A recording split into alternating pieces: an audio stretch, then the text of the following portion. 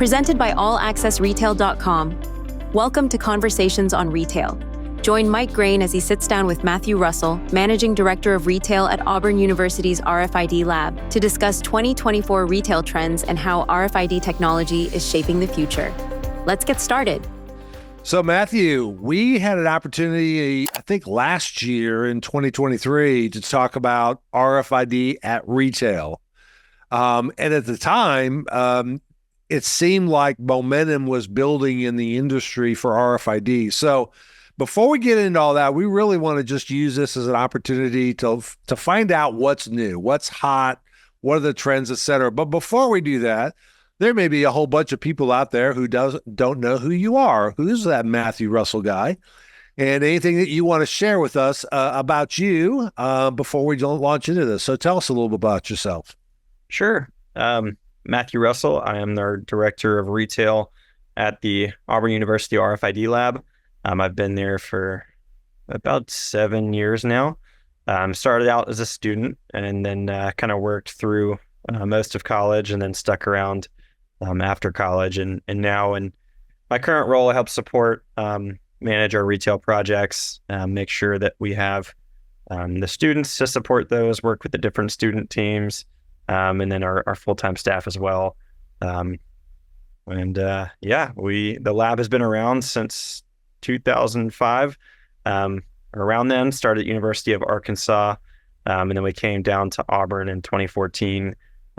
We work with all sorts of different industries, so primarily focusing on retail, but also working in the food space, aviation industry, manufacturing, all sorts of different industries that use RFID there. So it's an exciting place to be. I think, like you said, there's a lot of stuff going on right now with RFID and a lot of different retailers looking at it. So it's definitely a hot spot to be in. Awesome. So you've been there for 7 years, but a lot of that was as a student. I'm assuming that was part-time. When did you actually become full-time after college, after you graduated? When did you start full-time at the lab? I guess it would have been 3.5 years ago now. Has it been 3.5 years already? Oh my God. I'm flying by. Or I guess a little over 3 years ago. So then I left for about a year and a half, and then came back about a year ago, and have been there since then in my current role. Wow. So it started at the University of Arkansas in 2005, and I've been part of the lab from the very, very beginning.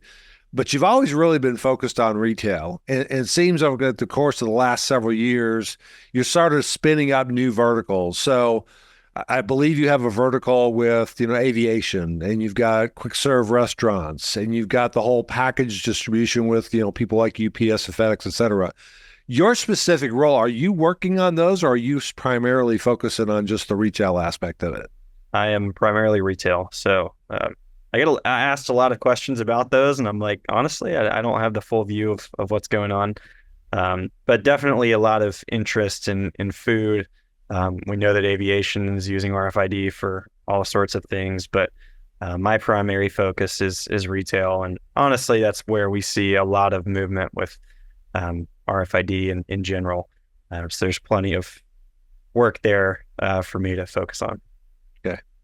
So walk me through, and we don't want you to share anything that's confidential, but you've got a number of very, very strategic and important retailers that are part of the Auburn RFID Lab.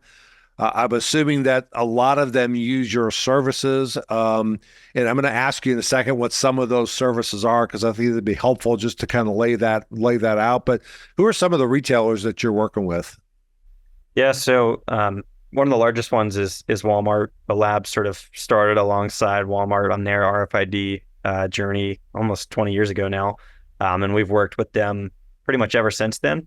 But some of the other ones that we work with are Kroger, Dick's Sporting Goods, Nike, PVH, Kohl's. So there's a whole list of retailers, Walmart Canada and Walmart Mexico. Honestly, it's hard to go to a retailer these days that doesn't use RFID. So we're pretty much in contact with most of the major retailers. and then work directly on projects with plenty of those too. So, and again, nothing confidential, but what do they use your services for? So what is, if I was a brand new retailer, I'm starting my own shoe store business, and I've decided that RFID is going to be a really key enabler for me, and I call you up and go, how can you help me be successful and implement RFID for my particular retail store? What are some of the kinds of things that you guys do to provide guidance to some of these retailers? Yes, there's two major factors that need to be considered when implementing RFID. The first is, what readers and tags are you going to use? So what's that hardware solution going to be? And then how are you actually going to get your suppliers to tag that product so that you can scan it and make use of that data? So we help support from both of those ends. And that's sort of where we start with most of the retailers that we engage with. So we'll help guide them and sort of tell them which RFID tags they should be using for their product categories, both from a performance and a quality standpoint. So that's what the ARC program at the lab was really stood up to do, was to ensure that of the tens of billions of RFID tags that we have flowing through the supply chain, they're going to meet the performance requirements and meet those quality requirements. And then the other part of that is, once we give them guidance on the RFID tags, they've chosen their reader or their hardware solution for those. We need to actually make sure that their suppliers can execute on tagging that product, and that's really one of the biggest challenges. And it's, you ask any retailer that's doing this now, and they'll say it's a constant battle to ensure that their suppliers are tagging that product and tagging it correctly. So we have what's called the ALEC program at the lab, and that's a submission program where if I'm a retailer, I would ask my suppliers to submit their RFID solution to the ALEC program, and then we at the lab either approve that or we fail it and tell them, hey, maybe you didn't tag this in the right place, or maybe you didn't use the right kind of tag. And that's really, at the end of the day, it's to give the retailers confidence that their suppliers are executing correctly. And when that product gets to the store, that it's going to be able to scan with RFID, and they can use it to update their inventory. So those are some of the major ways that we help support RFID programs, but also help with some data reporting, tracking the saturation of suppliers, really guiding them, creating playbooks that are step-by-step guidelines for the suppliers to tag their product. So sometimes it can vary a little bit, but it's really, like I said, focusing on the inlays and focusing on supplier compliance, and how we can do that the best way possible. Got it. And so this the ARC process that you just talked about, from the outside, a tag is a tag is a tag is a tag. Why do I need all of these various tags and specs, et cetera?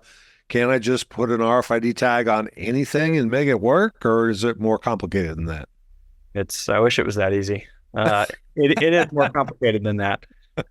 There's a lot of physics challenges with radio frequencies in general, and from a product or a packaging standpoint, things like metal, foil, liquid-based, water-based liquids, those can all interfere with RFID or with RF waves, and those can impact the reads that we would get when scanning.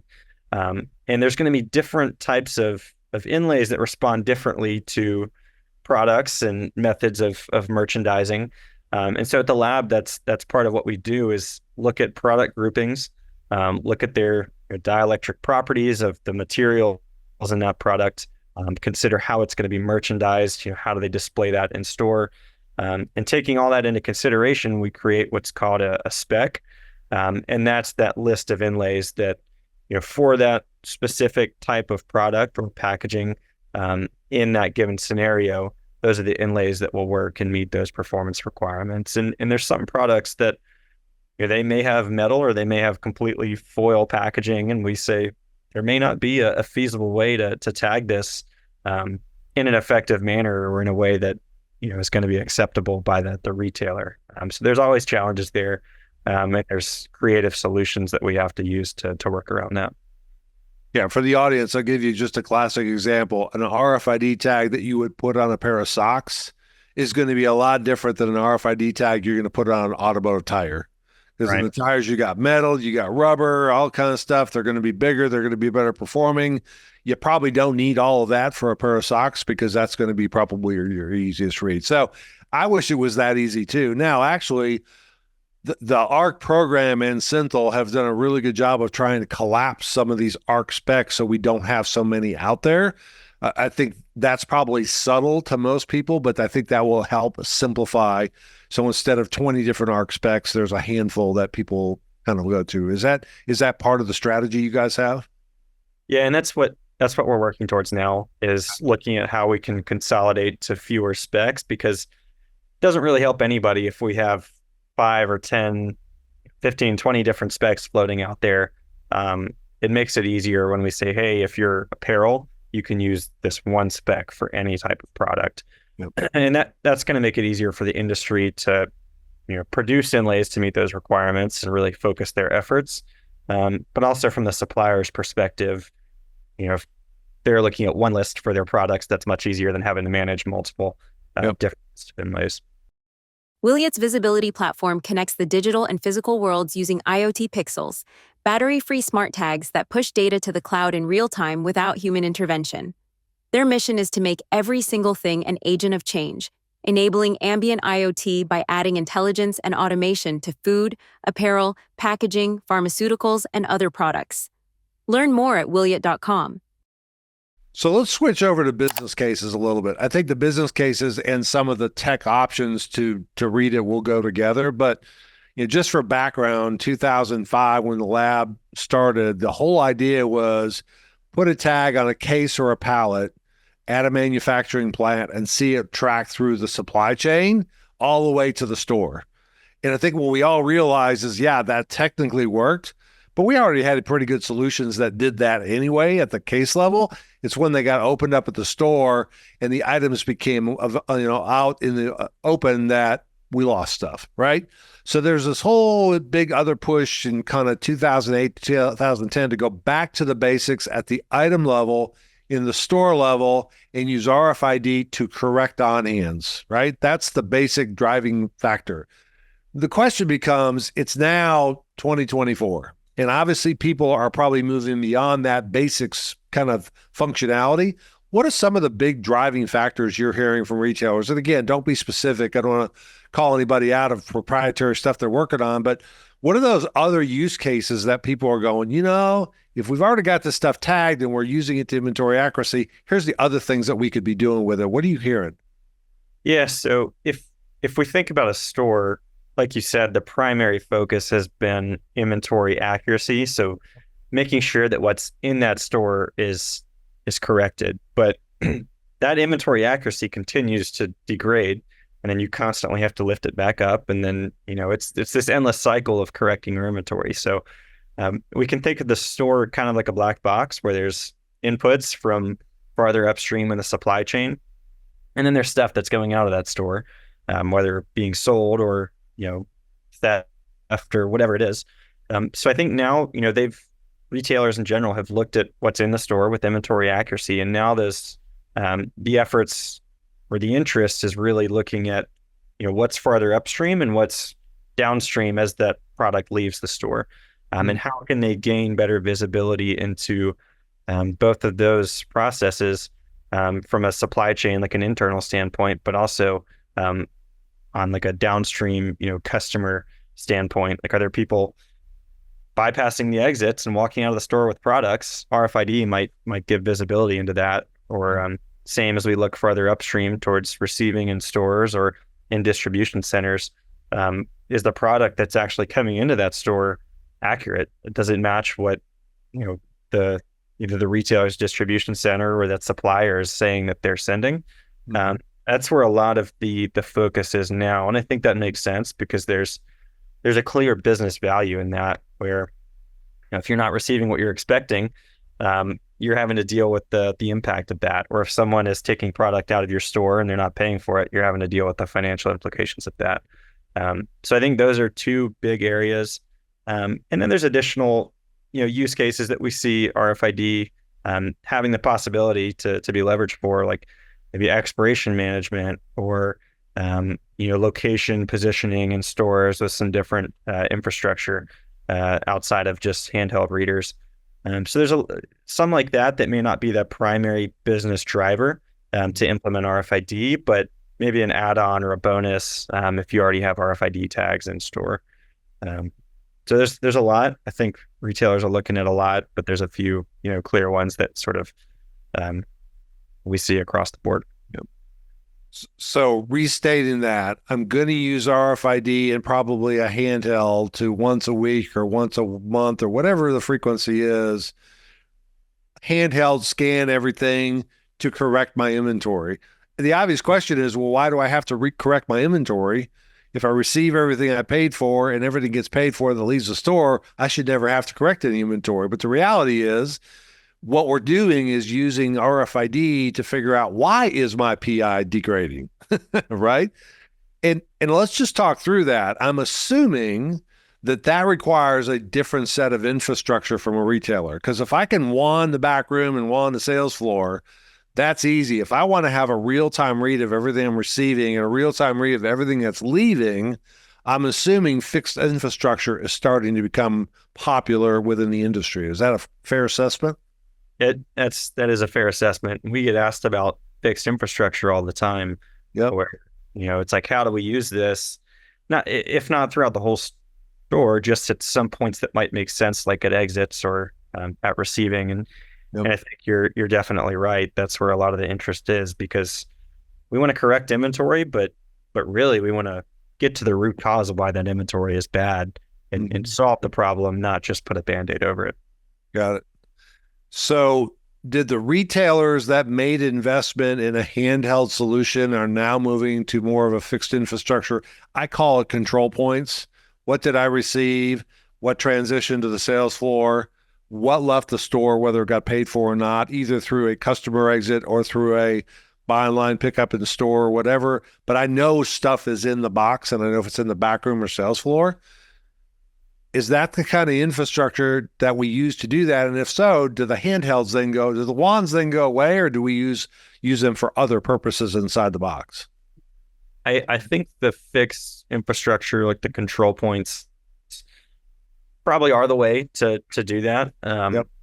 I think it makes sense, because you may not want to make the investment to cover the entire store with fixed readers and read everything all at once, but it might make sense to have visibility into those control points or access points, whether in the back room or front of the store, and then see, what sort of information you can gain from that and how you can leverage it. But I think there's always going to be a place for the wands or the handheld devices, because cycle counts may still be valuable if you don't have coverage of the entire store. It's a much the barrier to entry is much lower to get one or two handhelds for a store, as opposed to outfitting it with entirely with fixed infrastructure. Yep. And there's other ways that we can use handhelds too, like using the finder function to locate inventory, So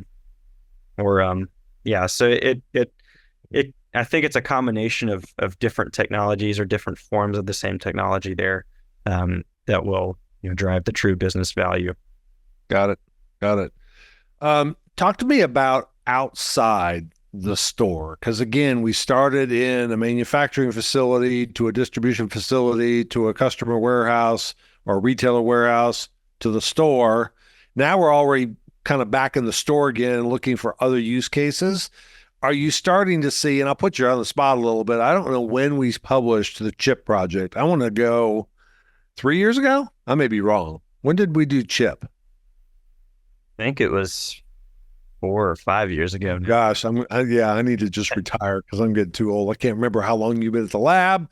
Can't remember what the CHIP project was, but the whole idea behind the CHIP project is literally as things move through the node. I think at the time it was leveraging either EPCIS, which is a global standard for sharing data, or blockchain. We got kind of enamored with the blockchain technology, but the real value is starting to actually send throughout the supply chain the serialized data. because we really never have done that before. They use the serialized data in each one of the nodes.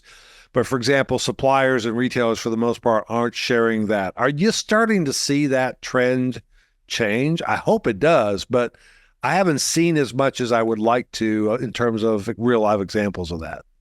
Yeah, it's been slower than I think we would have liked. Okay.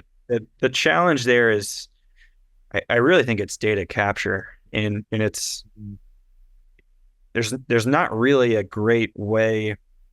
We've gone back and forth with this, but to isolate cartons or boxes in a distribution center, Right. A lot of the times that's just not feasible. You have entire pallets of product that are moving through. And unless at some point in the supply chain or really the life cycle of a packed box or carton, we need to have an association of here's the unique serial identifiers for what's in this box. Yep. And I think that's the real challenge of it is a lot of the times there's not a great place to do that. And we've been trying to encourage and push suppliers to record that data and begin moving in that direction. But I think that's been slow. But the data capture is definitely a challenge there, because when I've got a conveyor line moving a couple 100 feet per minute and I've got 10 boxes all right up on each other, I don't know if an item is in one box or the next, and isolation becomes a challenge there. And then I think too, the other challenge is data communication. And like you said, we're really pushing for EPCIS as the data standard for that. But the methods to communicate that, there's just not a good standard protocol or way to communicate that back and forth. Like EDI is, we can't throw in a bunch of EPCs to EDI and expect that to work. So I think that's a challenge. I think it makes a lot more sense for this to start in vertically integrated retailers where they have more control over their supply chain and they can communicate that data back and forth a little bit easier. I think there's a demand for all of this, but it's just been slow to be adopted.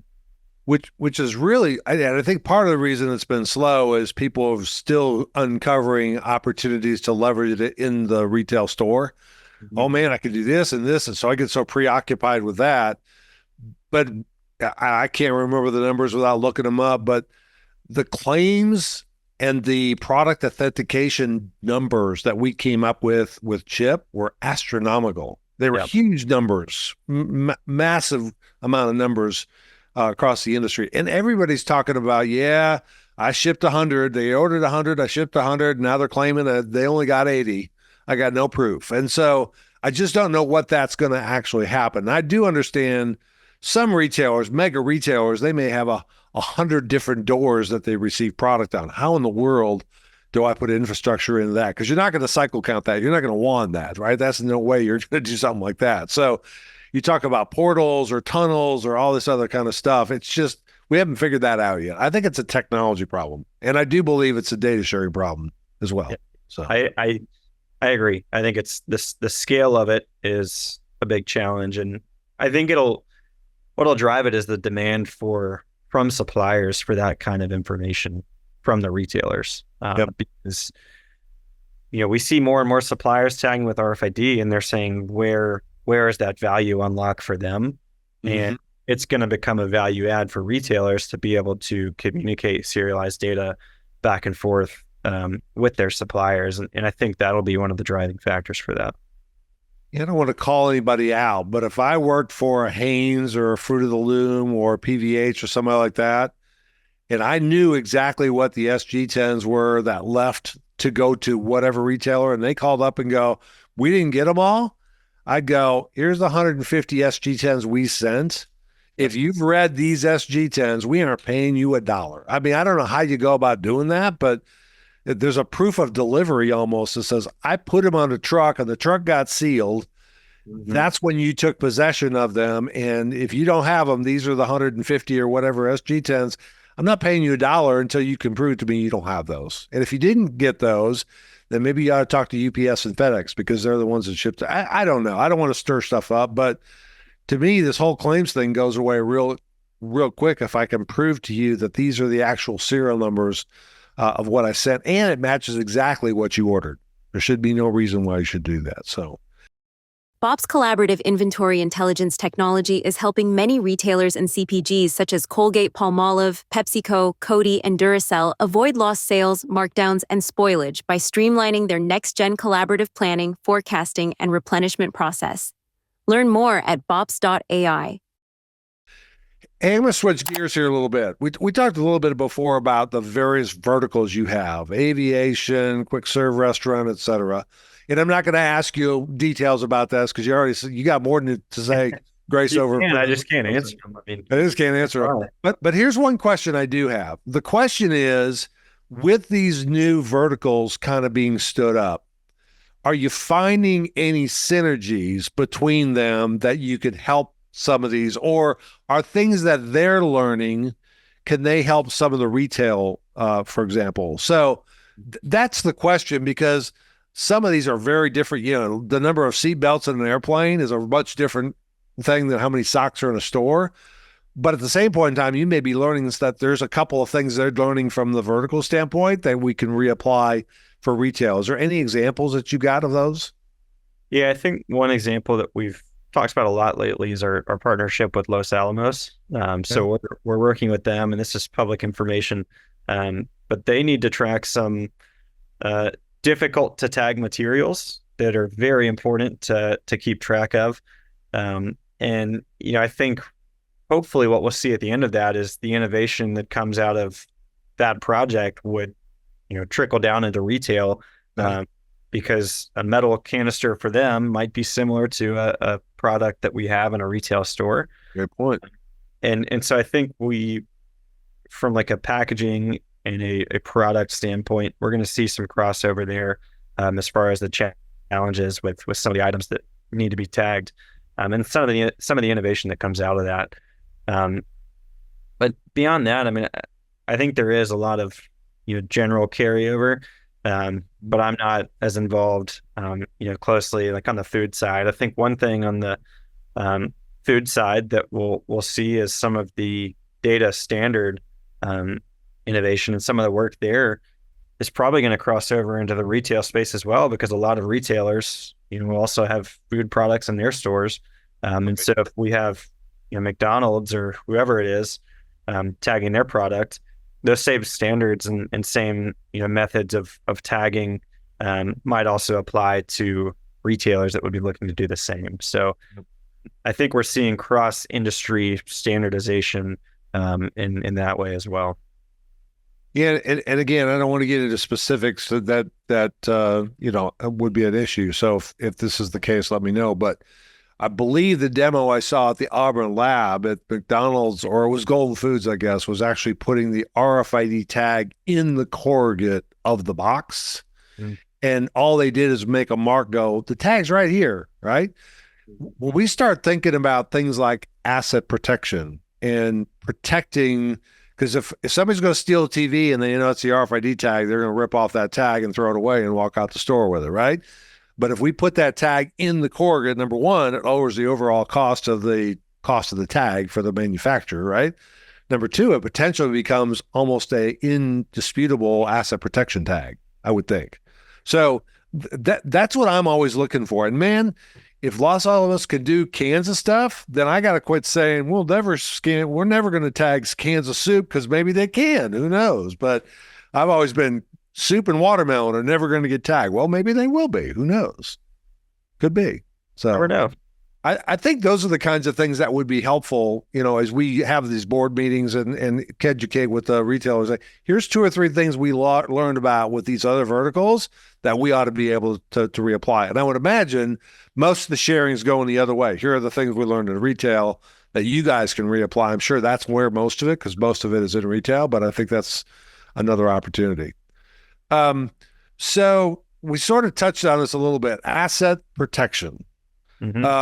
I've had a couple of podcasts with Joe Cole and Randy Dunn. I've got one scheduled for this week, this Thursday, actually. Incredible amount of work that they're doing about being able to authenticate that product was theirs, that it left the store without being paid for. even recouping their merchandise because they can prove that they bought it, they owned it, it got stolen, etc. What are the other creative things we're going to be talking about is, okay, what else can you do with RFID? Any thoughts on some of the asset protection use cases? Because to me, the reason you do a cycle count once a week, once a month is because suddenly you don't have possession of what you thought you had, right? So are you hearing from other retailers, again, nothing confidential, about how they're thinking about leveraging RFID from an asset protection standpoint? Yeah, I could sit and listen to Joe Cole talk about this stuff all day. So whoever's listening to this needs to go and listen to his podcast as well. It's far more interesting than anything I could ever talk about. But yeah, I think it's when like you said, we're doing these cycle counts. It's really a snapshot, maybe once a week or a month or whenever that is. In between that, inventory degrades. So I think looking at fixed infrastructure or points in the store where we're continuously monitoring what's going in and out. I think we have visibility into some of those asset protection use cases, and we see simple things like point of sale bypasses. Like if an item goes straight to the exit of the store without going through point of sale, maybe it gets flagged for video review, and then they can go back and look at it. So I think there's definitely retailers that are looking at that from an asset protection standpoint, and then also finding product in the field, like in these flea markets or fence stores or shipping ports or whatever it is. Assuming that they're stolen goods, and then tracking those back to see what stores and when they came out of those stores, and being able to identify that. I think there's a compelling use case. I think for retail overall, there's just a lot more conversation now on, hey, let's focus on some of these high shrink items and figure out how we can tag those, because they see the value in that visibility. And now the conversation is not turning to how do we do this? It's how do we get tags on the items so that we can track more stuff or have more visibility into this. And a lot of those high shrink items, like cosmetics items, are not currently being tagged for most retailers. So I think the conversation, OTC goods, a lot of those get stolen a lot. There's a lot of interest now in those areas, in seeing how they can be tagged to unlock maybe inventory accuracy, but really looking at shrink and almost having that be the primary business driver. Not that I don't know whether that's justified or not. I don't know. But I think those are a lot of the conversations that the industry is having now. And I think there is a lot of benefit and value for asset protection that we just haven't seen yet. And it's very interesting to see what these retailers are coming up with. Yeah, very, very true. And how they address that with their customers. I'll tell you this brief story. It has a point, but as you know, my son's a market asset protection manager. When he was a store asset protection manager, he was actually back in the toy department. He saw a guy literally climb up on the bike rack where the bike racks are, get a bike down, wheel it out the automotive exit, right? And we thought that was cool. That was strange. I know he didn't pay for it.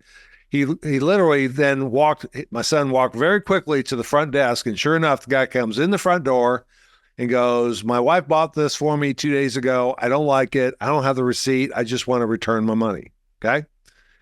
And the lady, "Oh yeah, happy to do that. I'm not even tell you what retailer it is." And he go, "Happy to do that." And my son's like, "Excuse me, were you not just back there in automotive and bicycles? Did you not just grab that bike and go through the automotive area?" "Oh, no, that wasn't me." I go, "Really? Because I'm pretty sure it was you. It was your bike. It was I got you." And he goes, "Crap, you got me. What are my options?" I go, "Well, you got two choices. You can leave the merchandise. Thank you very much for returning it to us. Or we can call the cops, whichever way you want to do it." "No, I'll leave the bike. I'm out of here." Right. But if you know that particular item was bought because you have a serialized item and it leaves the store, you more than happy give their money back. But if you know it left the store and never went through a point of sale, you have an opportunity to question them and say, "I don't know how you do this, without offending people. If you don't have a receipt, we're not giving your money back." Period. In order to do that, Matthew, you've got to be able to capture that SG10 at the register. That to me is the unlock the industry has to figure out, because various fixed readers don't do it, right? The little flower pot readers don't do it because the bike or the television or whatever is going to be in the cart. And so it's not going to be on the scanner. So that to me is what we figure out when we start to link the SG10 at the register, whether it's through RFID or through a barcode or GS1, Sunrise 2027 and the exit. Now we're talking about accountability. We know that item was never bought. Just like Lowe's is using Project Unlock for. If you don't scan that item, it won't unlock the tool and you can't use it. So very creative things that people are really coming up with. Well, Matthew, I want to wrap this up by a question, which is, okay, if you had an opportunity to talk to new retailers or CPG suppliers that don't even know what Auburn is, because guess what? There's still people out there who have no idea that there's an Auburn RFID lab. And for two reasons, how can you help them? And number two, what are the opportunities for the some 100 students or so that you have now working in the lab? Because, and Justin always says all the time, take a student home with you. Those kind of throw the ones. But part of this is you've got 100 students that are learning about RFID in a real live environment. You don't have to teach them about RFID. If you're going to start up an RFID program, hire one of these students who absolutely understands it. So two things. Number one, how does people who are not part of the Auburn RFID get involved with it? Number two, how do you get to learn which students are potentially available for adoption or hiring or whatever you want to say? Because I think there's a real opportunity to take advantage of that. Yeah. I think the first one, you can reach out to us. You can find our contact information at our website, which is, I think, rfid.auburn.edu. Okay. So you can find all the contact info there. And, if you're a retailer, things that we outlined, making sure that you're using the right RFID tags, making sure that you're aligned with the rest of the industry, making sure that your suppliers are compliant, that's really what we focus on. And also driving just the general business case as well. So reach out to us, contact us there. And then for our students, we push job postings to our students all the time. So we've got sort of an internal channel for that to push those through. So again, you can head to our website and contact us if you have a job posting, and then we'll share that, or an internship, or anything like that. Like Mike, like you said, we've got 100 students, and we've got so many that graduate each semester, and they really do have that real world experience, and just experience with RFID that really no other student is going to have unless they've done some sort of a hands-on project like that. So I think you've got different teams, right? So you've got sort of, I don't know what the team's name is. I'm sure I'm going to screw this up, but you've got some real heavy duty engineering types that really understand how RFID works from a technical aspect. You got some people that are used to doing basically store audits, so they understand how the stores work and how they leverage RFID, et cetera. You have an analytics team. What else am I missing? You got different buckets of people that are doing different work. So it's not like every student is interchangeable. If you got somebody who you want a very heavy duty engineering project, you're probably talking with those folks rather than the people who've been doing store audits, right? Yeah, we've got all sorts of students, and the background, like their majors, they come from all the different colleges in Auburn. So we've got like flight majors. We've got a few of those. So if anyone's looking for a pilot, we've got plenty of those. Nice. And then all sorts of computer science, engineering, data analytics, business. It's a really diverse background of students. And so, whatever positions are out there, we've probably got a student that would fit that one way or another. And a lot of the times, honestly, they've got their choice when they're graduating. They're like, okay, which job do I want to pick from? Which is a great problem to have. Yeah. That they see the benefit of the work that they're doing through that. So I think it's really gratifying. Well, it gives the companies real life, especially if they do an internship or something. They're a known entity coming in. They know them. They've done the work. It almost becomes almost a given that they're going to join the company at some level and may be involved with some kind of inventory management or RFID or whatever that happens to be. Matthew, you want to wrap this up? what and it is my favorite question. What's on your mind that I didn't ask? Anything hot that's going on? You go, I wish you would ask me about that, or any other kind of closing comments that you might have. And we've covered a lot of it. Okay. I will say one of the closing comments is, and we get asked this a lot by retailers, is where do I start? How do I do this? And what I tell them is start with what's easy. Start with what's been done. You don't need to reinvent the wheel. You don't need to go and try to figure out how to tag the untaggable. But the path has been paved for RFID, and I think it's good to start with that path that has been paved and with what you can do, and then progress from there. So I think closing comments, that's my one word of advice for any retailer that's out there. Don't bite off more than you could chew. Start small and then grow from there. And just so we're clear, when you say smarts, what's been reapplied, a given is apparel, right? Apparel is pretty much all saturated. When you say RFID to an apparel supplier, they don't look at you like, what the heck is that? Let me get back to you. You know what it is. Number two, doing a clear cycle count with a handheld device to incorrectly update your on hands. That's like jack standard. That's like the basics, right? You can do a lot of stuff from that, but that's really what you're talking about of don't go off and try and figure out how you're going to do, paint cans. Start with things that we know are pretty mature and people have been doing it for a long time. So, yep. Well, Matthew, thank you very much. I know you're traveling today. Appreciate you, taking time out of your busy schedule. Thank you for everything you've done. And we just, we'll continue to stay in touch every 6 to 12 months and find out what's new. Cause usually you guys are at the forefront of what's new because you're working with a lot of retailers and suppliers. So, one more quick thing. You've got a board meeting coming up, I think the middle of October. Yep. What's hot on the agenda from a retail perspective at the board meeting? I haven't even seen it. No, I think what we're trying to do, in one of the things that's been requested is telling success stories from the industry. Okay. So I think we're really going to try to focus on that, looking at what has been accomplished, what different retailers are doing, and then hearing from their perspective. So I think that's what I'm excited about. Love it. You're going to host a panel. I can tell. You're going to host a panel. I got it. Maybe. We'll see. Maybe. It could happen. It could happen. Matthew, thank you very much. Have a great week, and we really do appreciate it. All righty. Thank you, Mike. Right. Take care.